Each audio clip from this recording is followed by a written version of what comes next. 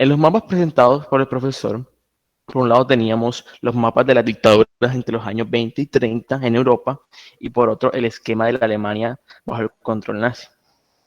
Se dijo que una de las causas de la Segunda Guerra Mundial fue gracias a esa política complaciente que tuvieron Inglaterra y Francia, las potencias hegemónicas de la época, con la Alemania nazi e Italia de Mussolini. Cuando hablamos de política complaciente, decimos en pocas palabras que estas potencias le tenían miedo a la guerra y por tanto fueron flexibles con Hitler y Mussolini, pensando que si les daban hasta cierto modo gusto, iban a evitar una guerra. Ellos iban a calmar y todo iba a volver a la normalidad. Se mencionó que el ideal de nación de Hitler era unificar en un solo estado a los países de habla germánica, dado que él entendía que la raza aria era la raza germánica por excelencia, y entonces su proyecto de nación era más que todo un proyecto racial de nación. Regiones de Austria, Checoslovaquia y Polonia, que eran poblados por diferentes grupos de alemanes, hacían parte del programa expansionista del Imperio Alemán. Entonces Hitler se anexiona militarmente a las regiones de los Sudets en República Checa. Francia e Inglaterra, al enterarse de esto, no hicieron gran cosa y solo lanzaron una advertencia para que no se anexionara más territorios. Ante el débil y casi que inexistente actuar de las potencias, Hitler procedió a anexionarse República Checa. Esta serie de eventos contribuyó a que él decidiera la invasión de Polonia, que era un país lleno de judíos que él detestaba, y también porque Polonia fue una de las creaciones que surgió del periodo entre guerras a partir de lo que se le había quitado a Alemania y a la monarquía rusa. Entonces aspiraban a dominar Eduardo. Un poquito arriba, por favor. Entonces aspiraban a dominar Polonia completamente. Cabe resaltar que ya en este periodo los judíos sufrían de todo tipo de acoso, dado que dentro del discurso del nazismo el judío era culpado de todos los males de Alemania. Un dato importante fue que en 1933 el profesor Alberto Asa estuvo dentro de esos judíos que emigraron de Alemania para salir de esa presión nazi. Durante este periodo, Alemania tuvo una gran fuga de cerebros, dado que muchos de los cerebros alemanes eran de origen judío o tenían algún vínculo. Caso rescatable es el de Albert Einstein. Posteriormente, volvimos al mapa de las dictaduras en Europa. Viendo el mapa y sus respectivas convenciones, se puede evidenciar que la forma de gobierno predominante en la época eran las dictaduras. Dos de corte fascista, que fueron más representativas, como lo fueron Alemania e Italia. En este periodo, la democracia parlamentaria tuvo un retroceso de manera severa. Posteriormente, en 1939 se puede decir que Hitler dio su movimiento definitivo hacia Polonia con el beneplácito de las potencias hegemónicas en tanto no les hiciera la guerra, pero en este caso no fue así, dado que Francia y Gran Bretaña tenían un compromiso declarado con este país, dado que para los europeos este era un país que había sufrido mucho a lo largo de la historia. La guerra tomó por sorpresa a Hitler, no se lo esperaba, dado que antes las potencias había hasta cierto modo avalado sus acciones, pero el haberse metido con Polonia fue definitivo para que le declararan la guerra. De manera paralela, en el Océano Pacífico ahí faltó Japón. Japón había llevado una política imperial bastante expansionista y muy bélica, donde invadió varios territorios y construyó un imperio marítimo. Inicia la Segunda Guerra Mundial en el año 1939, después de la invasión de Polonia, duraría 6 años hasta 1945. Esta guerra se puede considerar como el clímax del siglo XX, dado que es el episodio bisagra de todo el siglo y lo que ocurrió prácticamente ha determinado el mundo en el que vivimos hoy en día. Por eso hoy en día vemos tantas películas de esta guerra, porque marcó un antes y un después de la historia de la humanidad.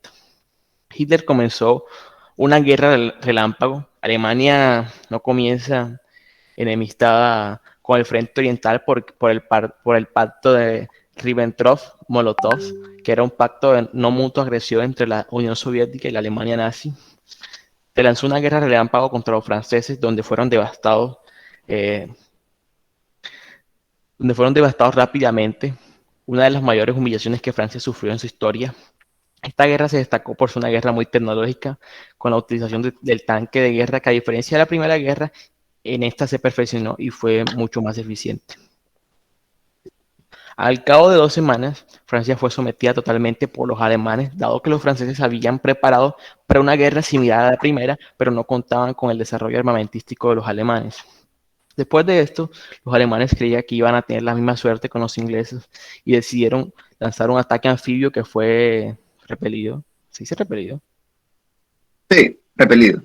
Repelido de manera eficiente y oportuna por una fuerza aérea, por la Fuerza Aérea Británica, por una Fuerza Aérea Británica muy bien compuesta. Italia no se quedaba atrás. Cabe resaltar que más que un aliado era casi que un estorbo para Alemania, dada su debilidad. Italia decidió invadir los Balcanes, una invasión que tuvo más problemas que ganancias. Hitler posteriormente tomó una decisión muy controvertida y hasta cierto modo innecesaria. Esta fue la de invadir la Unión Soviética en busca de las grandes fuentes de petróleo en el Cáucaso. Se dice que fue innecesaria dado que la Unión Soviética no tenía una postura beligerante contra la Alemania nazi. Con esto comenzó una guerra en dos frentes, con Inglaterra por un lado y con la Unión Soviética por el otro. Se tuvo éxitos al principio, se conquistaron partes de las capitales, pero de manera sorprendente y con la ayuda del general Invierno, forma en que se define dicha estación en Rusia, porque cuando llegó el invierno, la fuerza invasora sufre un gran retroceso, así como pasó con Napoleón en siglos pasados. Los alemanes, estando debilitados, estaban sublevando a los soviéticos, encendiendo ese espíritu nacionalista para repeler a los alemanes. Al principio fue una guerra muy irregular, pero después los soviéticos sentenciaron a los alemanes en 1943 en la batalla de Stalingrado. Lo que un día se pensó como una ofensiva alemana y sometimiento de los soviéticos se convirtió en una contraofensiva soviética y comenzaron a invadir todo el territorio que hasta ahora Alemania había conquistado. Siguiendo el hilo, se menciona otra cuestionable decisión de Alemania. Esta fue declarar la guerra a Estados Unidos en 1942. Estados Unidos no tenía ninguna guerra, ninguna prisa de entrar a la guerra. Esto fue como anillo al dedo para el presidente Franklin Delano Roosevelt, dado que había fracasado en todos sus intentos de convencer al Senado estadounidense de entrar a la guerra. Pero cuando la Alemania le declara la guerra, no queda otra opción que entrar. Posteriormente, se da un asedio de los aliados y Hitler se suicida por la inevitable derrota y el régimen nacionalsocialista cae el 9 de agosto de 1945, ya que los soviéticos conmemoran como el Día de la Victoria. En el frente pacífico, la guerra se disputó principalmente entre Estados Unidos y Japón, dado el ataque a Pearl Harbor por el Imperio japonés. El 6 de agosto de 1945 acabó la guerra en el frente pacífico con la utilización de las armas atómicas cuando Japón se rehusó a rendirse. Se decidieron detonar estas bombas en Hiroshima y Nagasaki. Con esto se mataron cientos de miles de civiles y con esto el emperador de Japón declaró la rendición del país. Con esto acabó la Segunda Guerra Mundial. Después de la guerra, el mundo se convirtió prácticamente en un tablero de ajedrez con guerras indirectas. A este periodo se le conoció como la Guerra Fría. Estados Unidos y la Unión Soviética evitaron una guerra directa a toda costa. Otro hecho a resaltar es que es como consecuencia de la guerra se creó la Organización de las Naciones Unidas y como principal propósito es impedir otra confrontación bélica de tales magnitudes. Con el fin de la guerra se cerró el capítulo que según Eric Hobsbawm se denominó la era de las catástrofes y se dijo que la próxima clase se iba a hablar de lo que pasó desde 1945 hasta el día de hoy, incluyendo la bipolaridad de la Guerra Fría. Ok, muchas gracias Vargas y Vargas, Carlos y Daniela. Buena relatoría, buen rescate de lo que, una recopilación de lo que comentamos la vez pasada, que bueno, finalmente acabó siendo una descripción del esencial de cómo fue la Segunda Guerra Mundial a grandes rasgos, evidentemente. Hubo muchísimas operaciones de distinta índole que obviamente pues yo no cubrí, pero pues la dinámica general fue esa, efectivamente. ¿Quieres saber si hay alguna pregunta o comentario respecto de eso, respecto de cualquier cosa, lo que ya hemos visto hasta ahora? Vieron que yo les dejé ahí en el tablón bueno, me acabo de dar cuenta de la segunda pregunta que me hicieron, pero yo les dejé para que me hicieran preguntas. Por ahí Eduard me hizo una y yo se la respondí. Ahora me acabo de dar cuenta apenas de la otra pregunta, no la había visto. Sí. Pero bueno, sirva para recordarles o decirles que cualquier pregunta que tengan, cualquier duda que tengan sobre algún tema, algo que quisieran recordar bien o reforzar, ustedes me pueden preguntar por ahí en ese foro que yo les dejé. ¿Ok? Bueno, foro no, pero bueno, en fin, ese espacio que yo abrí para que ustedes puedan preguntar. Ok, entonces, por favor, siéntanse libres de preguntarme lo que quieran, de lo que hayamos hablado, de los temas que hemos visto en años pasados, ok, lo que sea. O cualquier pregunta también, pero, o sea, quiero decir, libre, como ustedes lo deseen, si así es que lo desean. ¿Algún comentario hasta ahora? ¿Alguna pregunta? ¿Alguien quiere agregar algo, preguntar algo? Sí.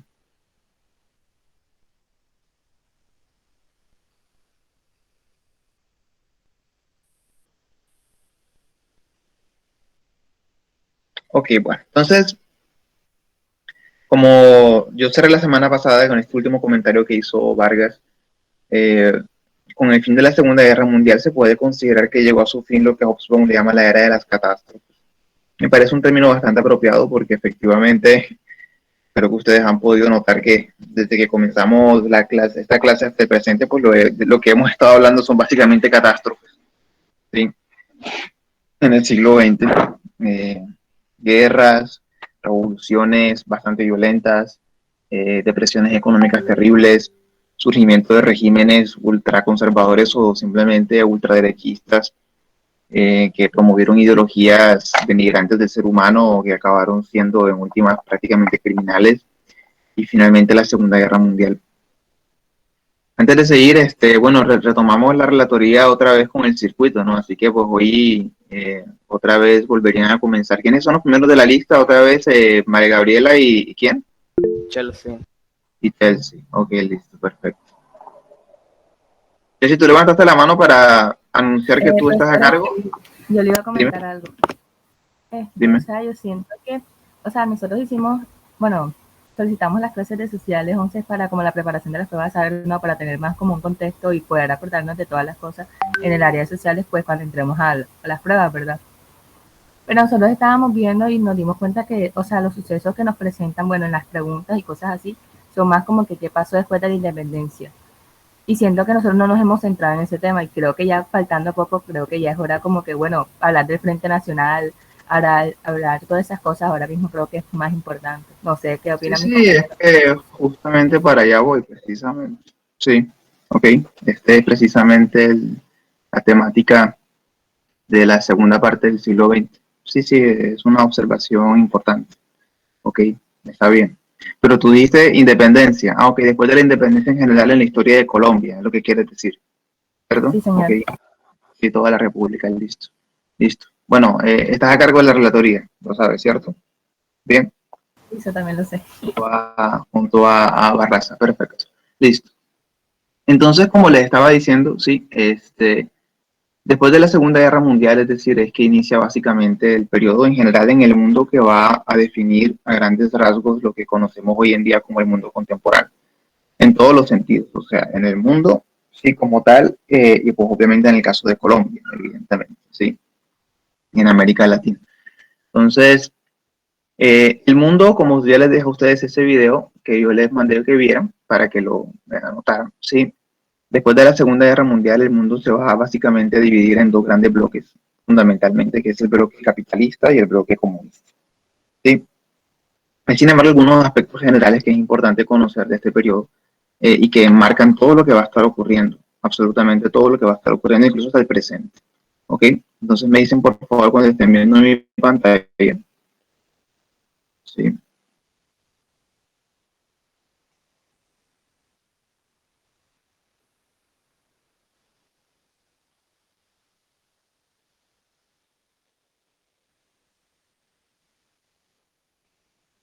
¿Están viendo mi pantalla ya? Sí, profesor. Señor. Sí, profesor. Perfecto. Bueno, entonces, como ustedes recuerdan bien, pues bueno, esto aquí yo lo incluyo nada más pues para que tengan un texto de recordatorio de lo que hablamos de la Segunda Guerra Mundial, del 39 al 45. Ustedes conocen cuáles fueron los aliados: Francia, Inglaterra, Unión Soviética, Estados Unidos, que entró después, contra el eje, las potencias del eje que fueron Alemania, Italia y Japón, y los vencedores, pues bueno, que ustedes conocen que fueron los aliados, que sellaron el fin de la victoria pues con las bombas atómicas, fundamentalmente, ¿sí? Entonces la posguerra inicia con estas conferencias, la de Yalta y la de Potsdam, que son aquellas con las que básicamente se consolida la repartición del mundo en dos grandes esferas ideológicas de influencia: la capitalista, evidentemente presidida por Estados Unidos, de la comunista, que fue presidida pues, por la Unión Soviética hasta 1991. ¿Sí? Evidentemente cuando cae la Unión Soviética. ¿Sí? La Guerra Fría se va a caracterizar en ese sentido por una rivalidad ideológica entre el capitalismo y el comunismo. Yo en gran parte les mandé para que vieran el video, justamente para que estuvieran, digamos, presente un contexto que facilitara mucho más pasar por esta parte. Sí lo vieron, ¿cierto? Si vieron el video, que entonces es bastante bueno. ¿Lo vieron? ¿El video que les dejé? ¿O no lo vieron?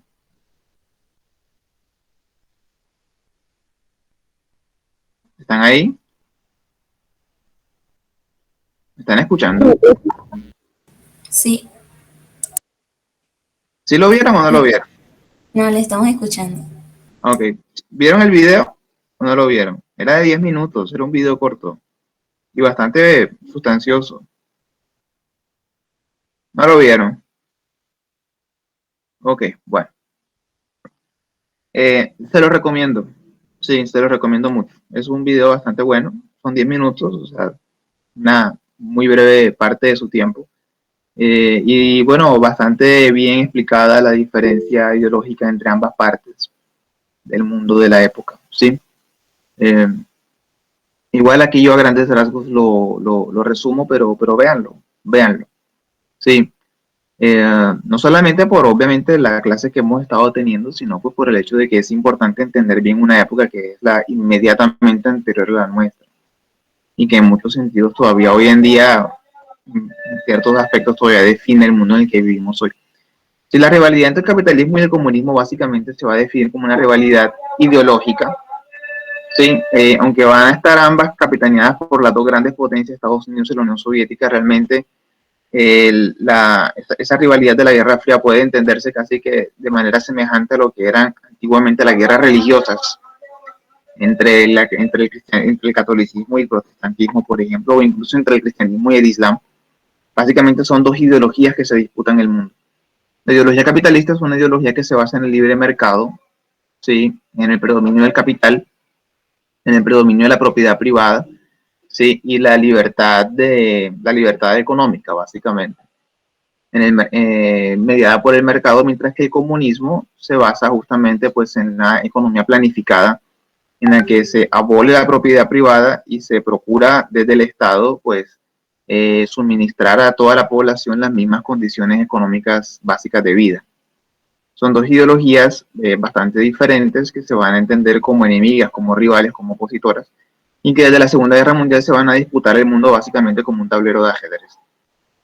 Sin embargo, es importante también mencionar algunos otros temas que son bastante relevantes en este sentido, que hacen parte del contexto. Este otro es el de la descolonización. Después de la Segunda Guerra Mundial, los grandes imperios coloniales tradicionales, Gran Bretaña y Francia, ¿sí? Que hasta este momento, hasta las dos guerras mundiales, todavía habían, digamos, mantenido sus grandes imperios coloniales, sus grandes dominios coloniales en África, en Asia, por ejemplo, ¿sí? Desde la Segunda Guerra Mundial, pues ambos van a quedar tremendamente debilitados. Aunque Gran Bretaña y Francia, pues están entre los victoriosos, sobre todo Gran Bretaña, igual ambos imperios van a quedar severamente debilitados por el conflicto y ya no van a tener la capacidad de mantener su dominación sobre los diferentes regiones coloniales que previamente retenían. Así que en el mundo no solamente van a surgir estas dos grandes potencias que van a quedar como las dos grandes potencias dominadoras, que son Estados Unidos primeramente, la Unión Soviética en segundo lugar, pero al mismo tiempo los imperios tradicionales coloniales, Francia e Inglaterra, pues están en retroceso, ¿sí?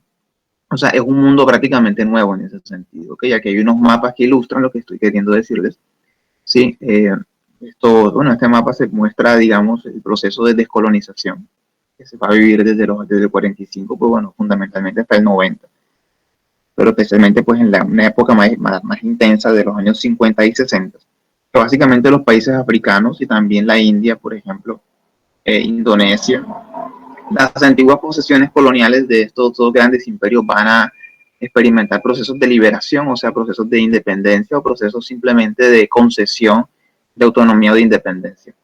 primeramente la India, sobre todo, por ejemplo, sí, que fue uno de los casos más tempranos. Indonesia, que se independizó de Holanda. Los países de África Central y del Sur, que pertenecían antiguamente al Imperio Británico, y también los países que pertenecían al Imperio Francés. ¿Okay? Entonces los países, las regiones coloniales pertenecientes a Francia e Inglaterra van a lograr su independencia. Obviamente, bueno, en algunos de esos casos fue con procesos violentos, con procesos militares, pero en muchos de esos casos fue simplemente por un retiro voluntario de Inglaterra y Francia, que ya no estaban en la posibilidad de mantener esa dominación colonial. Entonces los imperios coloniales tradicionales caen en declive, o sea, caen en una decadencia severa. ¿Sí? Y bueno, de nuevo el mundo va a estar mirando desde el ascenso de Estados Unidos y la Unión Soviética, que van a comenzar a extender sus áreas de influencia sobre todo el mundo. Ok, bueno, comenzar, ¿no? Consolidar en algunos casos también efectivamente, pues bueno, aumentar. Estados Unidos, por ejemplo, sobre todo sobre América Latina, ¿sí? Pero pues bueno, en esta época precisamente va a promover un periodo Estados Unidos en América Latina de muchas, entre los años 50 y 60, de mucha intervención económica e incluso en algunos casos también militar en América Latina, como fue el caso precisamente en Chile de la intervención en la presidencia de Allende para instaurar la dictadura de Augusto Pinochet, por ejemplo, ¿sí? Entre otros casos. Entonces Estados Unidos en esta época va a consolidar su dominación sobre con su imperialismo, digamos, suave, informal, en América Latina y en el mundo, mientras que los imperios tradicionales van a estar en decadencia, Inglaterra y Francia. ¿Sí? El mundo, por otro lado, pues va a dividirse en toda esta época en dos grandes, digamos, dos grandes bandos ideológicos, por decirlo de alguna forma, que se van a manifestar en el nacimiento de las que solemos conocer como las organizaciones transnacionales. ¿Sí? Además de la ONU. La ONU es la Organización de las Naciones Unidas, como ustedes bien conocen, pero no es la única que existe. Existe la OTAN, por ejemplo, la OTAN que nació en el 49, que es la organización del Tratado del Atlántico Norte. ¿Sí? Bueno, este es un mapa que representa los años 90, pero pues en gran medida ilustra lo que les estoy queriendo decir. Sí, que son estos países que ustedes ven aquí, bueno, Europa y Estados Unidos, que están coloreados con digamos, amarillito, por decirlo de alguna forma. Sí, son los países, digamos, alineados con el capitalismo, con la ideología capitalista de Estados Unidos, y también la OEA, que es la Organización de los Estados Americanos, que se crea en 1948, justamente el año en el que matan a Gaitán, cuando se estaba precisamente formando esa organización. Ok, entonces la OEA y la OTAN pues son las organizaciones como tal netamente occidentales que se van a formar en estos años y van a darle, digamos, van a darle figura pues al bloque capitalista que tiene como cabeza principalmente pues a Estados Unidos, y es indiscutiblemente el más poderoso realmente. El otro gran bloque pues es el bloque soviético, que se congrega en torno al que se suele conocer como el Pacto de Varsovia, que fue, digamos, como la versión soviética de la OTAN, o sea, una coalición de estados presidida por la Unión Soviética, por Stalin, que fue creado en el 49, también, digamos, como un contrapeso a estas organizaciones de corte capitalista que giraban en torno a Estados Unidos en el hemisferio occidental. ¿Ok? Entonces, estos dos van a ejercer, bueno, van a hacer las veces de opositores, y pues evidentemente el Pacto de Varsovia no existe hoy en día, porque la Unión Soviética se disolvió, pero pues la OEA y la OTAN todavía hoy en día existen precisamente, y pues nacen también como consecuencia del fin de la Segunda Guerra Mundial. Hay otros como la Liga Árabe, que hoy en día todavía existe, y que son estos países con estas líneas azules, ¿ok? Y la organización de la Unión Africana, que se llama la Unión Africana, ¿sí? Y los países miembros de la Unión del Sureste Asiático. Pero los principales son efectivamente pues la OEA, la OTAN, el Pacto de Varsovia, que hoy en día no existe. ¿Ok? Entonces aquí hay algunas fechas que son importantes recordar, ¿sí? En todo este proceso, que van a definir mucho del periodo, ¿sí? Primeramente yo me enfoco en este periodo porque, bueno, toda la época que va desde el 45 hasta el 91 puede dividirse como en dos grandes épocas, justamente, esta que estoy mostrando del 45 al 73, y la otra pues del 73 hasta básicamente los 90, incluso desde los 90 también después hasta hoy. ¿Ok? Entonces esta primera época pues está marcada netamente por la Guerra Fría en el sentido más estricto de la palabra, por el retroceso de los colonizadores, como bien les dije. La guerra de Indochina, por ejemplo, Francia retrocede de Indochina, de lo que actualmente es Vietnam, y eso va a provocar después la famosa guerra de Vietnam de 66 a 73. En el 47 se independiza la India. En el 48 ocurre pues un hecho que es muy importante y sigue siendo hoy en día tremendamente importante para las condiciones políticas internacionales, de la política internacional, que es la creación del Estado de Israel. Los judíos, como ustedes bien saben, los judíos sufrieron muchísimo en el contexto de la Segunda Guerra Mundial. Ellos pasaron por el famoso episodio del Holocausto, la solución final. Los nazis, ya prácticamente pues condenados a la derrota, entendieron que no tenían salida y entonces decidieron, quizás era un acto de venganza o no sé bien qué, exterminar a todos los judíos que estuvieran a la mano. Y pues la muerte en total, se estima pues los datos, digamos, más precisos de muertos en ese exterminio es de unos 6 millones de judíos, o sea, pues una cifra realmente atroz. ¿Sí?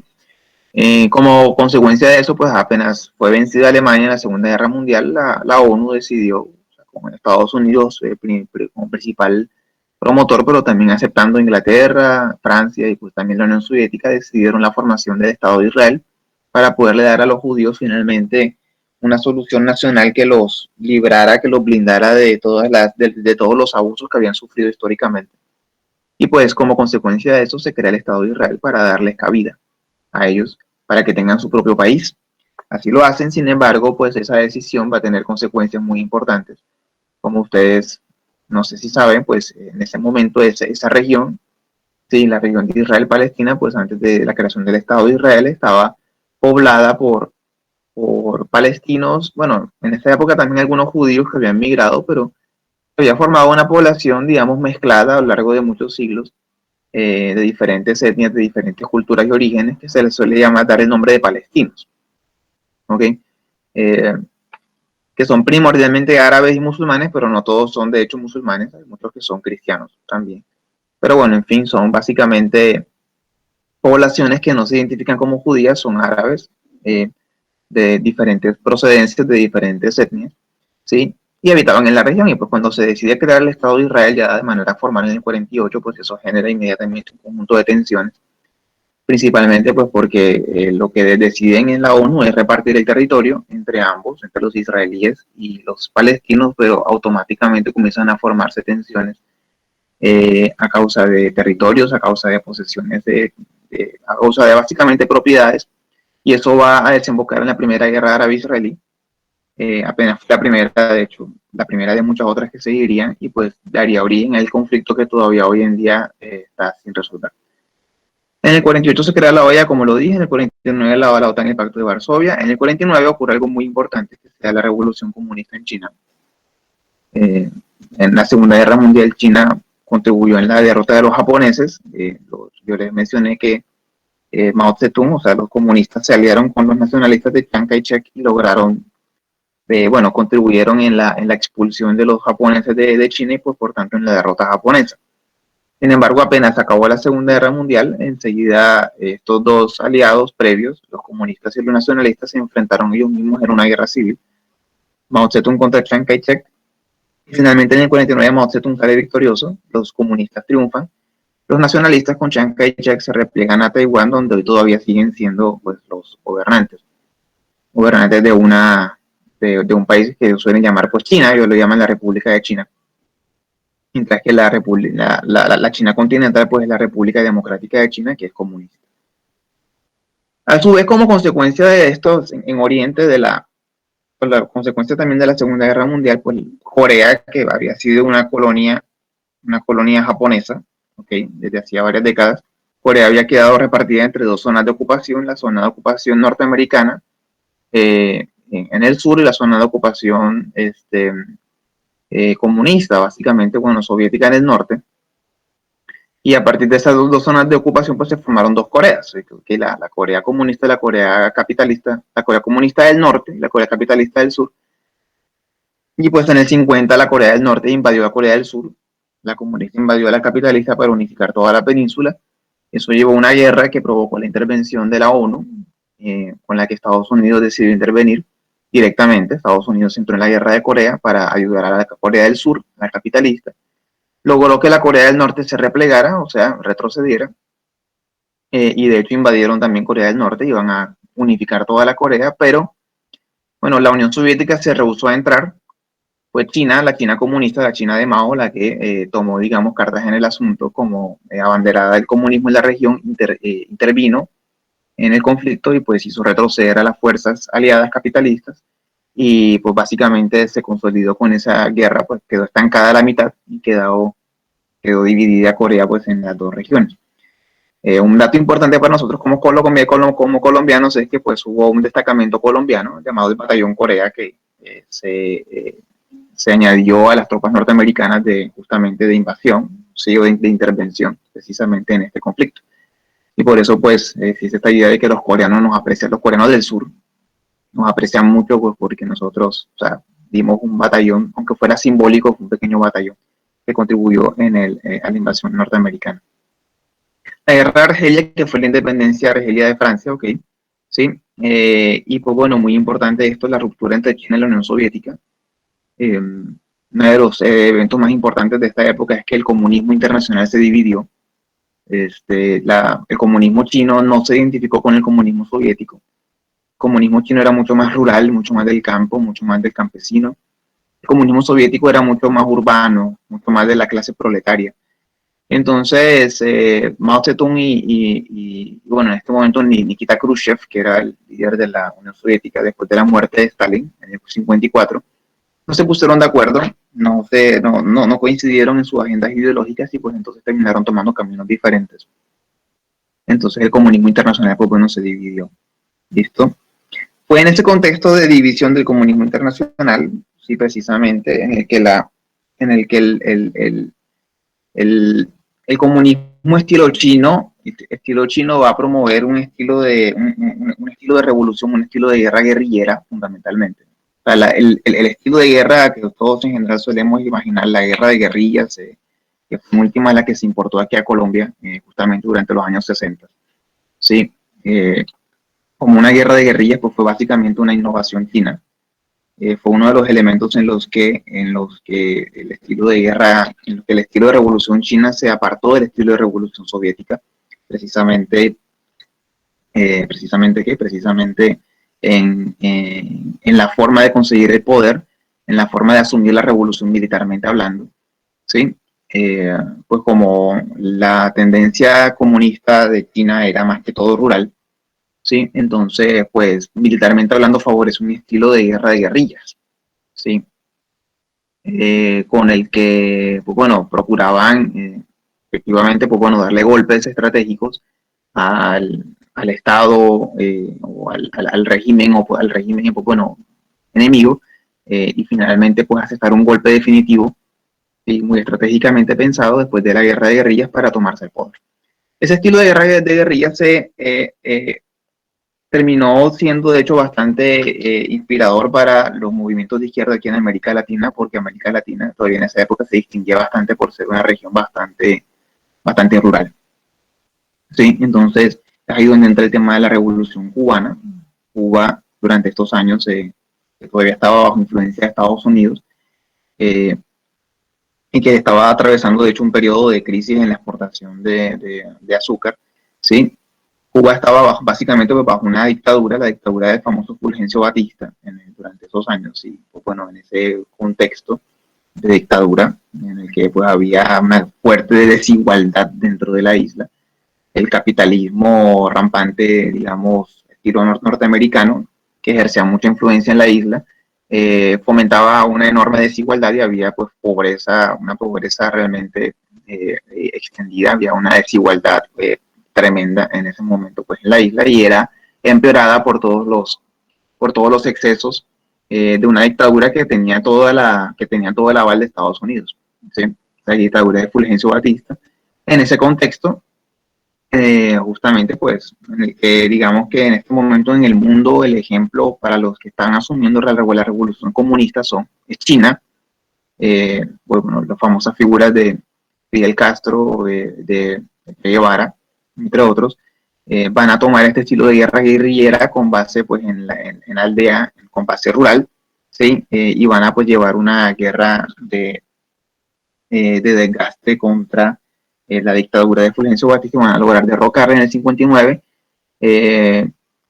Primeramente no planteada como una revolución comunista, pero pues sí, un año después, en el 60, en el 61, Fidel Castro da un famoso discurso en el que declara que pues la revolución que acababa de ocurrir en Cuba pues era una revolución de tipo comunista, ¿sí? Instaurando y dando así origen pues efectivamente a un gobierno netamente izquierdista comunista, pues evidentemente dictatorial, ¿sí? Que fue básicamente como la conquista comunista de un enclave estratégico en el contexto de América, y prácticamente pues ahí enfrente de Estados Unidos.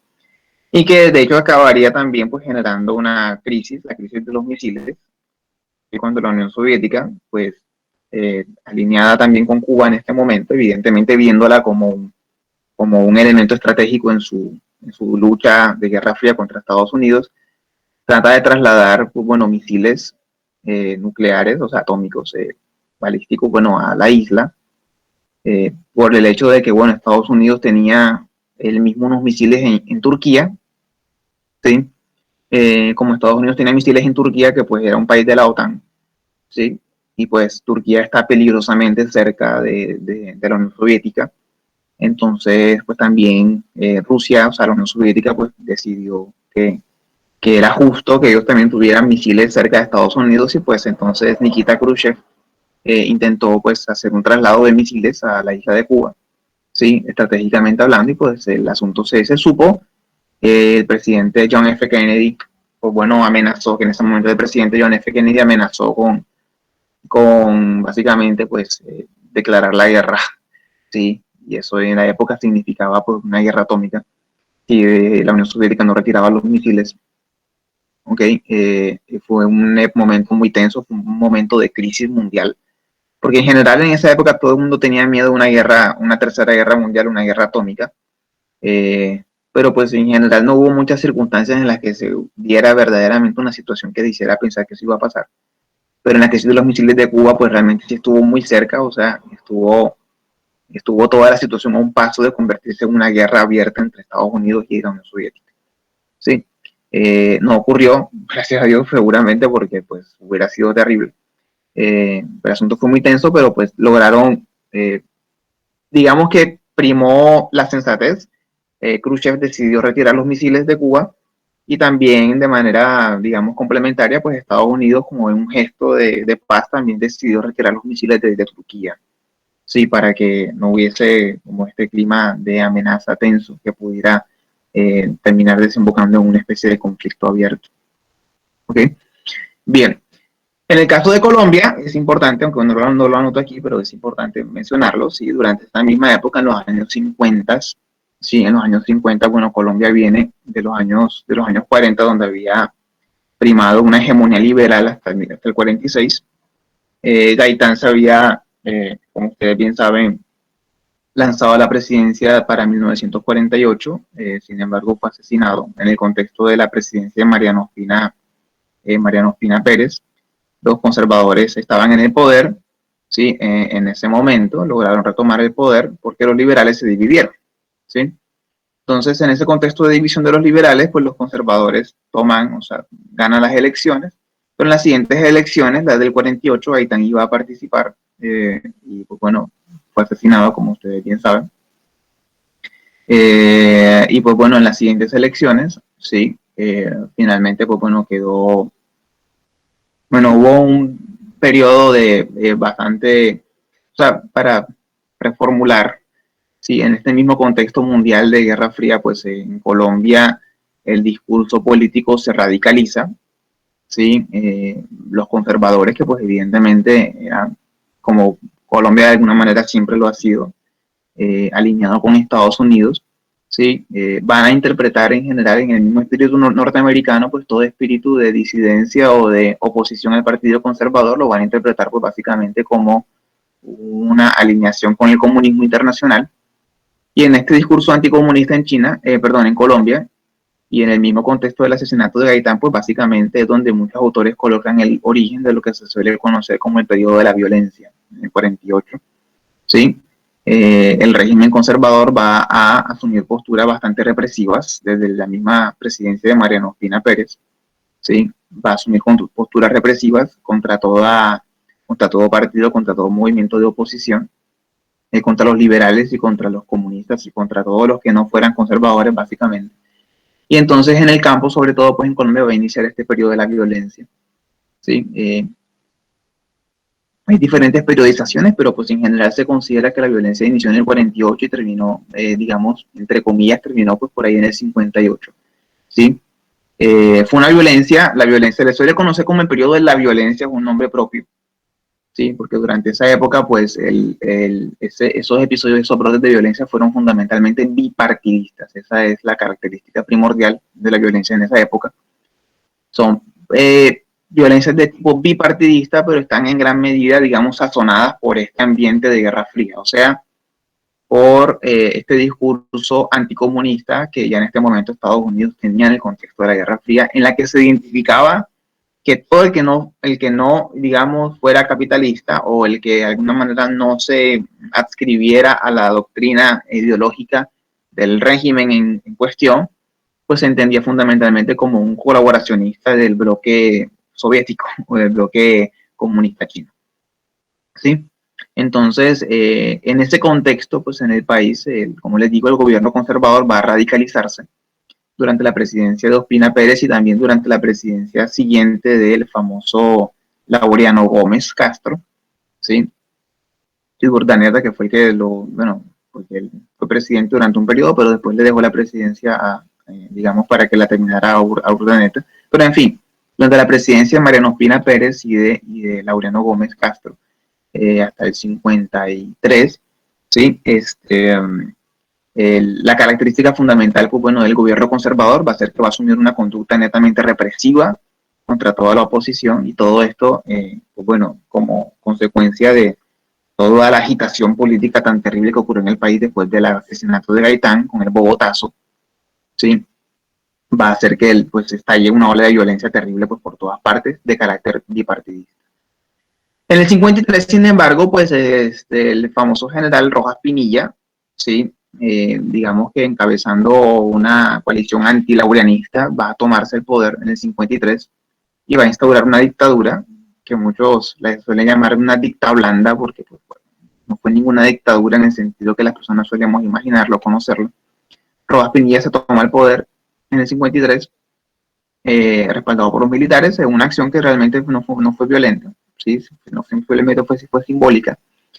Y durante ese periodo, pues bueno, va a enfrentar en gran medida pues el tema de la violencia en el país, va a promover, pues, bueno, una política que va a tratar de ser de conciliación. De hecho, inicialmente los liberales y conservadores los liberales y conservadores que no estaban a favor de Laureano van a promover su presencia en el poder, ¿sí? Van a apoyarlo para tratar de encontrar una forma de conciliar, digamos, este clima de violencia tan terrible que está ocurriendo. Laureano, hasta cierto punto, va a tener un éxito relativamente parcial en frenar la violencia, ¿sí? Va a atacar y va a lograr desbaratar algunos grupos protoguerrilleros, por ejemplo, como los de Guadalupe Salcedo, por ejemplo, famosa guerrilla liberal del Llano, entre otros. Pero pues en últimas Laureano Gómez no va a lograr mantener la fidelidad a la larga pues de los grupos que lo llevaron al poder. Los liberales y conservadores en el 57, 58 van a unirse para oponerse a la dictadura y van a lograr la caída de la dictadura de Rojas Pinilla en el 58. Y entonces en ese momento inicia el que paradójicamente es quizás, y lo digo paradójicamente porque pues bueno, digamos que era inesperado que sucediera de ese modo, el que algunos entienden que de alguna manera fue como el periodo dorado económico de Colombia, que fue la época de Frente Nacional, que de manera formal pues duró entre el 58 y el 70.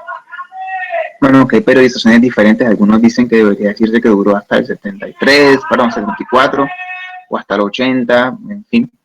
El punto es que los partidos liberal y conservador en ese contexto, cuando se unen para provocar la caída de la dictadura de Rojas Pinilla en el 58, van a llegar a un acuerdo, ¿sí? Un acuerdo bipartidista. Ese acuerdo bipartidista se le suele conocer con el nombre de Frente Nacional. Ellos toman la decisión de que, bueno, para contribuir y ya, digamos, ponerle un fin definitivo, valga la redundancia, a la violencia general que había estado ocurriendo, sobre todo en terrenos rurales de carácter bipartidista, van a ponerse de acuerdo para colaborar mutuamente en el Estado, de manera que ellos se alternen en el poder, un año un presidente liberal, un año un presidente conservador, y de ese modo aliarse para evitar que los partidos, que el Partido Comunista o que los partidos de izquierda en Colombia, pues de alguna manera pudieran tener una oportunidad de llegar al poder. O sea, la alianza básicamente bipartidista del Frente Nacional tuvo como objetivo excluir, ¿sí?, a la izquierda de toda la pretensión de llegar al poder. Muy a tono de todo lo que estoy narrando aquí en este momento, justamente en el contexto de Guerra Fría, es decir, el pacto fundamental, el pacto liberal conservador, que es el del Frente Nacional, no pueden, solamente se entiende cuando lo miramos en este contexto internacional justamente de lo que está pasando en el mundo, de la rivalidad ideológica tan fuerte que marca toda esta época, ¿sí? Esta rivalidad ideológica paradójicamente fue la que permitió que en Colombia estos dos partidos, liberal y conservador, digamos que pusieran a un lado las viejas diferencias que habían tenido, ¿sí? Y dieran lugar pues a una alianza fundamentalmente con la que accedían a compartir el poder los unos con los otros, mientras que se excluía del poder, pues efectivamente a los que no estaban alineados, pues efectivamente con la ideología capitalista. Porque tanto los conservadores como los liberales, pues estaban alineados con la ideología capitalista. Ambos eran pro-norteamericanos, ambos eran básicamente pro-libre mercado, ambos eran pro-propiedad privada. En lo que diferían era en últimas, pues en su posición respecto a la tradición, a la Iglesia Católica, pero pues en temas económicos y políticos realmente estaban de acuerdo. Ambos eran republicanos, ambos estaban realmente en contra de formas autocráticas de gobierno, ambos estaban a favor del dominio capitalista norteamericano del mundo. Entonces, entre el 58 y el 70 se va a dar esta alternancia, ¿sí? Una alternancia en la que ambos partidos van a ponerse de acuerdo para persuadir a sus votantes a que voten por el candidato en últimas que ellos pues, han venido a concordar. Entonces, el primer presidente fue liberal, fue Alberto Lleras Camargo, ¿sí? Del 58 al 62. El segundo presidente fue conservador, fue Guillermo León Valencia, del 62 al 66. El tercer presidente fue Carlos Lleras Restrepo, ¿sí? Perdón, sí, Carlos Lleras Restrepo, perdón, sí. Carlos Lleras Restrepo, me había equivocado, me había confundido. Del 66 al 70. Y el último fue un presidente también conservador, que fue Misael Pastrana, el famoso Misael Pastrana Borrero, del 70 pues al 74. Entonces, uno considera que por el 74 es básicamente, o sea, con él fue básicamente pues la última presidencia netamente de Frente Nacional. Un periodo próspero para Colombia, especialmente por los años 60, si ustedes recuerdan, yo les había comentado la vez pasada que pues, precisamente durante esa época, esa fue la última década, digamos, de la ICI en América Latina, de la industrialización por sustitución de importaciones. Así que pues fue una época marcada por el auge industrial en Colombia. Fue la época más industrial de Colombia, de hecho, los años 60, durante la época del Frente Nacional, especialmente durante la época de la presidencia de Carlos Lleras, o sea, del 66 al 70. En esa época también Estados Unidos, especialmente con John F. Kennedy, estaba llevando a cabo una política más amistosa con América Latina, ¿sí? Y estaba promoviendo, de hecho, formas diferentes de inversión, ¿sí? De préstamos, ¿ok? Estaba promoviendo básicamente la industrialización pues, en América Latina en ese momento, así que pues realmente fue un periodo bastante propicio para el continente y pues para América Latina en general, para Colombia, pues para despegar. Sin embargo, pues como ahorita veremos después, desde el 70 el asunto comenzó a cambiar. Pero es importante entender que los sucesos en Colombia del 48, con la muerte de Gaitán, pues hasta el 74, con el fin del Frente Nacional, están netamente marcados pues, por este ámbito internacional de Guerra Fría, de rivalidad entre Estados Unidos y la Unión Soviética. Evidentemente Colombia pues alineada con el bando capitalista norteamericano, pues indiscutiblemente. Sin embargo, eso no quiere decir que en Colombia no hubiese habido, o sea, se hubiese acabado el conflicto.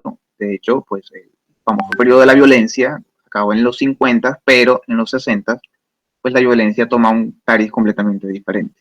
Precisamente como consecuencia de la exclusión política que generó el Frente Nacional, los grupos de izquierda, que sobre todo estaban vinculados con reivindicaciones de propiedad de la tierra en el campo, zonas sobre todo pues, bueno, indígenas o de campesinos que habían sido desarraigados desde hace mucho tiempo, comenzaron pues, a afrontar comenzaron a básicamente promover un estilo de lucha política armada, justamente inspirada pues, bueno, por el ejemplo tanto chino como cubano, pues ya en ese momento pues, el ejemplo cubano ya estaba bastante firmemente establecido, ¿sí?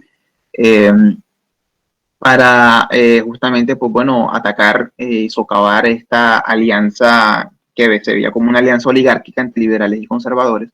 Y en ese contexto, pues es que surge la famosa República de Marquetalia, en los años 60, a partir de unos bombardeos que, pues bueno,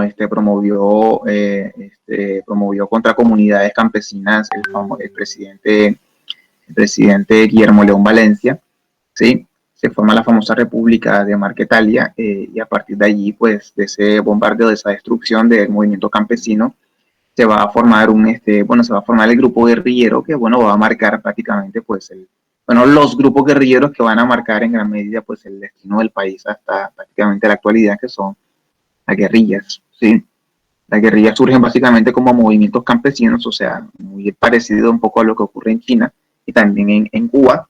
Van a ser movimientos de origen campesino que están vinculados con temas de reivindicación de la tierra, un tema que en Colombia ha estado sin resolver durante muchísimo tiempo, desde su origen prácticamente. Inspirados por los ejemplos internacionales de la China comunista y de la Cuba ya castrista en este momento, pues surgen efectivamente grupos que van a aspirar a buscar esta forma de tomarse el poder a través de la guerra de guerrillas estratégicamente llevada en el campo. Hay diferentes estrategias, no voy a entrar aquí a manejarlas, pero en últimas los diferentes grupos guerrilleros que van a surgir, la FARC, el ELN primordialmente, bueno, también en esa época del M-19, un poquito después del 70, van a en últimas estar marcados por una ideología guerrillera fundamentalmente de tomarse el poder por las armas, de manera estratégica, pues tratando de evitar un combate de frente, sino llevándolo de manera irregular en el campo. ¿Sí? Entonces, ese es el nacimiento como tal pues, del escenario guerrillero. A diferencia de la violencia previa, que era bipartidista, la época de la violencia que va a surgir en los años 60 es una violencia principalmente social, o sea, socioeconómica. Repito, la violencia desde el 48 hasta el 58, digamos, que es la época de la violencia como tal, con ese título, que siguió a la muerte de Gaitán, fue una violencia primordialmente bipartidista, fue una violencia de odios entre liberales y conservadores, fundamentalmente. Pero la violencia que va a surgir desde los años 60 ya es una violencia que tiene netamente un nombre social, ¿ok? Y está aferrada, o sea, surge netamente de la desigualdad tan terrible que hay de condiciones económicas en el país. Y todo esto, pues evidentemente a la vez sazonado, embadurnado pues, por todo el clima de Guerra Fría que hay, porque pues como bien les acabo de decir, en esta época pues todo lo que no estuviera alineado con el régimen se entendía como básicamente alineado con el Frente Comunista. Entonces por eso pues había una polarización, una radicalidad mutua. ¿Ok? Después volveré bien sobre Colombia cuando menciono otras cosas importantes, pero pues este es el ambiente en el que en gran medida se desenvuelve lo que ocurre en el país. El otro gran elemento contextual que es supremamente importante, y esto tengo que hacer mucho énfasis porque es determinante todo esto el día de hoy, es esta época que se suele conocer mundialmente, de hecho, como los años dorados. O sea, todo lo que hemos dicho hasta ahora está también enmarcado en esto. ¿Sí? Después de la era de las catástrofes viene esta época dorada, ¿sí? Del 48 al 73. Es una época dorada no solamente en el contexto del siglo XX, sino en el contexto mundial.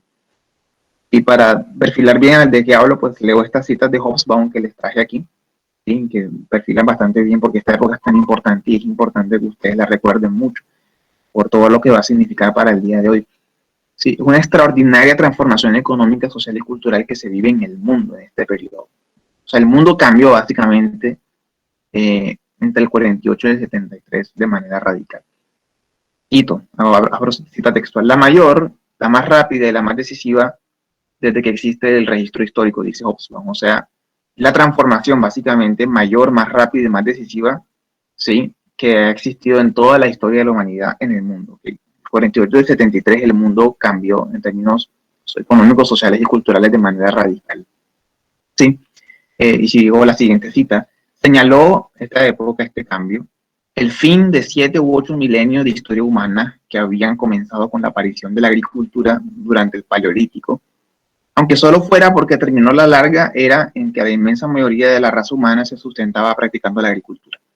Es importante que ustedes registren esto, lo registren en las tablas de sus mentes. En esta época, en los años dorados, va a emerger básicamente el mundo urbano en el que vivimos hoy. O sea, cuando inició el 48, el mundo todavía era mayoritariamente rural. Digamos, un 60% rural, 40% urbano. Ya era bastante urbano, pero sigue siendo todavía mayoritariamente rural. Cuando termina esta época, en el 73, ya el mundo era, como es hoy en día, justamente mayoritariamente urbano. O sea, esta época, digamos que es la verdadera culminación, por decirlo de alguna forma, de la revolución urbana que inició hace milenios. El mundo, a partir de este periodo, se transforma de uno rural a uno urbano. La mayor parte de la población mundial hoy en día vive en las ciudades, no en los campos. Y esa característica demográfica del mundo inició, o básicamente surgió, fue en esta época, en los años dorados del 48 al 73.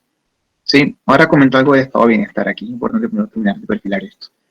Leo otra cita de Hobsbawm que dice bastante bien, lo resume muy bien. La economía mundial en esta época crecía a un ritmo explosivo. Al llegar los años 60, era evidente que nunca había existido algo semejante en la historia. La producción mundial de manufacturas se cuadruplicó entre principios de los 50 y principios de los 60, de los 70. Y algo todavía más impresionante, el comercio mundial de productos elaborados se multiplicó por 10. La producción agrícola también se disparó, aunque sin tanta espectacularidad. No tanto gracias al cultivo de nuevas tierras, sino más bien gracias al aumento de la productividad. El rendimiento de los cereales por hectárea casi se duplicó entre el 50 al 52 y el 80 al 82. Y se duplicó con creces en América del Norte, Europa Occidental y el Extremo Oriente. O sea, estamos asistiendo a una época en la que básicamente toda la masa de la producción económica mundial se disparó, o sea, creció a niveles exponenciales. Se multiplicó como nunca antes se había visto en la historia. La producción agrícola, la producción industrial y el comercio internacional se multiplicaron a niveles desconocidos hasta este momento en la historia de la humanidad. Y lo otro, lo más importante en muchos sentidos, se da la revolución y la masificación de la tecnología. ¿Sí? Se multiplican los automóviles en el mundo, y así como todos los electrodomésticos, y nace el modelo de sociedad consumista de masas que conocemos hoy en día. O sea, el estilo de vida que nosotros llevamos hoy en día, que es el estilo de vida de estar basados en nuestras casas en aparatos electrónicos, como computadores, como hornos microondas, como estufas, como por ejemplo neveras, ¿sí? Okay. Procede de este periodo del 48 al 73. Es la época en la que la tecnología no solamente se va a revolucionar de un modo espectacular, sino que también se va a masificar. O sea, va a llegar a muchos sectores de la población.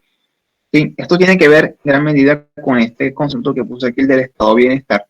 El estilo de estado, ya con esto voy a terminar, ya se acabó el tiempo. El estilo de estado que va a predominar durante esta época en el mundo occidental se llama el estado de bienestar. Sí, es un estilo de estado que básicamente es el hijo del keynesianismo, o sea, el estado keynesiano en el que el estado básicamente asume un rol de responsabilidad con la economía y con el bienestar de grandes sectores de la población. Durante todo este periodo en Occidente los salarios fueron altos, la condición de la clase obrera, por ejemplo, de las clases trabajadoras, mejoró tanto que de hecho prácticamente se perdió todo impulso verdadero de revolución socialista entre los sectores obreros de los países occidentales. Muchas personas hablan de que y de manera acertada que el marxismo tradicional, o sea, el marxismo-leninismo, el marxismo estilo, por ejemplo, comunista en general, incluso chino en Occidente, en esta época pierde completa validez, salvo las regiones de pronto más atrasadas o más rurales como Colombia, por ejemplo, entre otros, ¿sí? En los países occidentales de primer mundo como Estados Unidos, Europa, etcétera, el comunismo va a perder completa validez porque es que durante esta época el estado de bienestar va a garantizar las condiciones de vida de la clase obrera y va a haber salarios altos, y los salarios altos van a permitir que grandes sectores de la población, como nosotros hoy en día, puedan tener acceso a todo tipo de tecnologías y el estilo de vida aumente muchísimo en general, al punto que surge esto que solemos llamar el consumismo. O sea, un estilo de vida basado en la compra constante de artículos, tanto de artículos de lujo principalmente, ¿ok? En los supermercados. O sea, es la época en la que surge el supermercado, es la época en la que surge el mall, ¿ok? El estilo de supermercado que conocemos hoy en día en Estados Unidos, surge en esta época. Es una época de extrema opulencia, ¿ok? O sea, extrema abundancia, especialmente en el mundo occidental. En el oriental, bueno, en la Unión Soviética también, de hecho, no solamente en el capitalismo, sino también en la Unión Soviética, pero principalmente, en muchos sentidos, en el mundo occidental, no tanto en China, por ejemplo. ¿Okay? Y eso va a permitir que surjan movimientos que van a reivindicar derechos, los famosos movimientos, el movimiento de los derechos civiles en Estados Unidos, y también el Mayo 68, el Mayo francés, que son movimientos en los que grandes sectores de la población van a movilizarse, valga la redundancia, para exigir, para reivindicar derechos, como los derechos de los sectores afro en Estados Unidos, por ejemplo, entre muchos otros, van a estar contextualizados por este ambiente en el que hay muchísimo bienestar económico y por tanto hay mucha conciencia, hay mucha cultura, hay mucha apertura cultural en diferentes sectores de la sociedad. ¿Okay? Entonces, el mundo en esta época vive un periodo de auge, un periodo de transformación radical. El capitalismo toma un rostro completamente diferente, mucho más abundante. Y esto se mantendría hasta el 73, fecha a partir de la cual pues iniciaría, digamos, un nuevo episodio, un nuevo ciclo económico y cultural mundial, que es el que prácticamente nos define hasta el día de hoy. Sí, y eso es de lo que hablaremos básicamente en nuestra última sesión, una de las últimas sesiones, que será la otra semana. Aunque creo que nos quedan dos. Hablaremos justamente de este mundo que ya hemos heredado nosotros, tanto en Colombia como en el mundo, efectivamente, pues del 73 en adelante, que ya es cuando esta época de gran abundancia va a comenzar a dar lugar pues a una época de crisis. Y sin embargo, seguimos todavía siendo herederos de este periodo en el esquema tecnológico y económico y cultural que todavía hoy en día tenemos. Hasta aquí dejo la clase de hoy, chicos. Gracias por la atención y pues bueno, cualquier pregunta que tengan, recuerden por favor transmitírmela en el tablón, en el espacio que les abrí y que dispuse para eso. ¿Ok? No siento más, pues que tengan un muy buen día y pues un abrazo a todos. Un saludo. Gracias, profe, igualmente. Hasta luego.